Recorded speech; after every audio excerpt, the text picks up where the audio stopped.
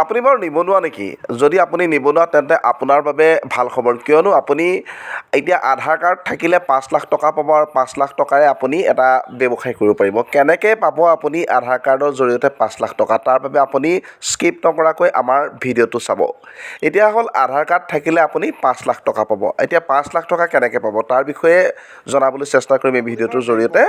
আমাৰ দেশত পূৰ্বতকৈ অধিক বৃদ্ধি পাইছে বেংকৰ সংখ্যা, আৰু এই প্ৰতিযোগিতাত জীয়াই ৰাখিবলৈ হ'লে বেংকে আৰম্ভ কৰিছে বিভিন্ন আঁচনি। আমাৰ দেশত বেংকৰ সংখ্যা দিনে দিনে বৃদ্ধি পাইছে, আৰু বেংকসমূহে টিকি থাকিবৰ বাবে বিভিন্ন ধৰণৰ আঁচনি আৰম্ভ কৰিছে। বহুসংখ্যক বেংকে আৰম্ভ কৰিছে আধাৰ কাৰ্ডত তৎক্ষণাত ঋণ আঁচনি। এই কথা হয়তো আপুনি নাজানে যে এতিয়া বহুসংখ্যক বেংকে আধাৰ কাৰ্ডত তৎক্ষণাত আপোনাক ঋণ দিব পাৰে, কিন্তু এই আঁচনিৰ বিষয়ে বহুতে নাজানে।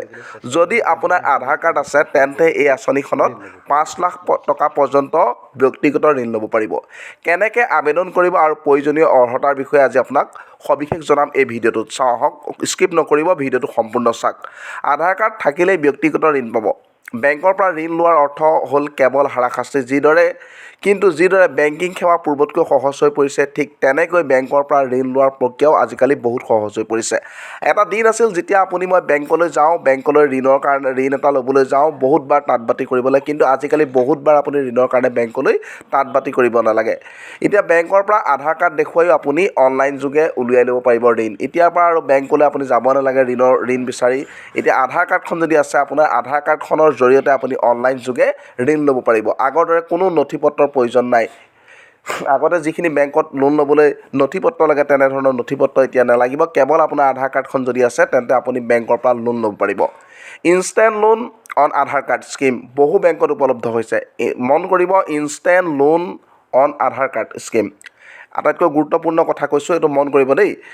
Instant loan on Aadhaar card স্কিমত বহু বেংক এতিয়া উপলব্ধ হৈছে, যেনে আপুনি SBI, PNB, HDFC bank, Kotak Mahindra bank, Axis bank, India bank, Bandhan bank আদি বেংকত এতিয়া আপুনি আধাৰ কাৰ্ডৰ জৰিয়তে তৎকালীনভাৱে লোন ল'ব পাৰিব। আৰু আবেদন কৰাৰ পদ্ধতিৰ বিষয়ে আপোনাক জনাব বিচাৰিছোঁ। এই লোন পাবলৈ আচলতে আপুনি আবেদন কেনেকৈ কৰিব? বেছিভাগ বেংকৰ পৰা ব্যক্তিগত ঋণ ল'ব পাৰিব, কিন্তু ঋণৰ আবেদন পদ্ধতি আৰু সুতৰ হাৰ প্ৰতিটো বেংকতে একে নহয়। মন কৰিব কিন্তু দেই, প্ৰতিটো বেংকতে সুতৰ হাৰ একেই নহয় বা আবেদন পদ্ধতিও একেই নহয়। প্ৰতিটো বেংকৰ ঋণৰ সুতৰ হাৰ অলপ বেলেগ বেলেগ। ঋণৰ বাবে আবেদন কৰা পদ্ধতিও হুবহু একে নহয়, যদিও ইয়াৰ মাজত বহুত মিল আছে। আজিকালি বেছিভাগ বেংকৰ পৰাই অনলাইনত ঋণৰ বাবে আবেদন কৰিব পাৰি। উদাহৰণস্বৰূপে আপুনি যদি ষ্টেট বেংকৰ পৰা ইউনো এপৰ জৰিয়তে, পাঞ্জাৱ নেশ্যনেল বেংকৰ পৰা PNB ওৱান এপৰ জৰিয়তে অনলাইন ঋণৰ বাবে আবেদন কৰিব পাৰে। ইয়াৰ বাবে সেই বেংকত একাউণ্ট থাকিব লাগিব। প্ৰায় প্ৰতিটো বেংকতে এই ধৰণৰ বেংকিং এপ আছে। যদি নাই তেন্তে আপুনি দেখিব যে ৱেবছাইটত নেট বেংকিঙৰ সেৱা আছে। অৱশ্যে প্ৰতিটো বেংকৰে নিজৰ নিজৰ এপ আছে। আপুনি যিটো বেংকৰ পৰা আধাৰ কাৰ্ডৰ সহায়ত ব্যক্তিগত ঋণ ল'ব বিচাৰে, সেই বেংকত একাউণ্ট থাকিব লাগিব।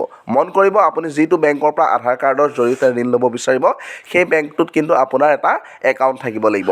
তাৰপিছত সেই বেংক এপটোৱে ডাউনলোড কৰি লগ ইন কৰিব লাগিব। তাৰপিছত এপটোৰ ভিতৰত আধাৰ কাৰ্ডৰ সহায়ত ব্যক্তিগত ঋণ লোৱাৰ আঁচনি বিচাৰি উলিয়াওক, আৰু ইয়াৰ পিছত প্ৰয়োজনীয় তথ্য প্ৰদান কৰি ঘৰতে 5 লাখ টকা পৰ্যন্ত ব্যক্তিগত ঋণৰ বাবে আবেদন কৰিব পাৰিব। কোনে কোনে আবেদন কৰিব পাৰিব এই ঋণ? এই ঋণৰ বাবে আবেদন কৰাৰ বেংকত আপোনাৰ একাউণ্ট থাকিব লাগিব। আধাৰ কাৰ্ডত আপোনাৰ বেংক একাউণ্টৰ সৈতে লিংক কৰিব লাগিব। আধাৰ কাৰ্ডৰ জৰিয়তে ব্যক্তিগত ঋণ ল'বলৈ হ'লে আপোনাৰ বয়স 21 বছৰ বা তাতকৈ অধিক হ'ব লাগিব।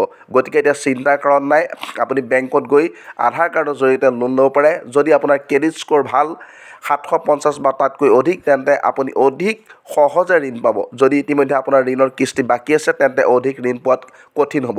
এটা কথা জনাই থৈছোঁ যে যিসকলে লোকে ইতিমধ্যে বেংকৰ পৰা ঋণ লৈ থৈছে, তেওঁলোকৰ ক্ষেত্ৰত কিন্তু ঋণ পোৱাটো অকণমান কঠিন হ'ব। ঋণৰ বাকী থকা ধনৰাশি আপোনাৰ আয় সমানুপাতিক হ'লে কোনো সমস্যা নহ'ব। এইবোৰ নিয়ম মানিলেই আপুনি আধাৰ কাৰ্ডৰ জৰিয়তে ব্যক্তিগত ঋণ ল'ব পাৰিব। ভিডিঅ'টো চাই কেনে পালে জনাবলৈ নাপাহৰিব, আৰু আপোনালোকে লাইক কৰিব, শ্বেয়াৰ কৰিব, আমাৰ চেনেলটো আগবঢ়াই নিবৰ বাবে ধন্যবাদ।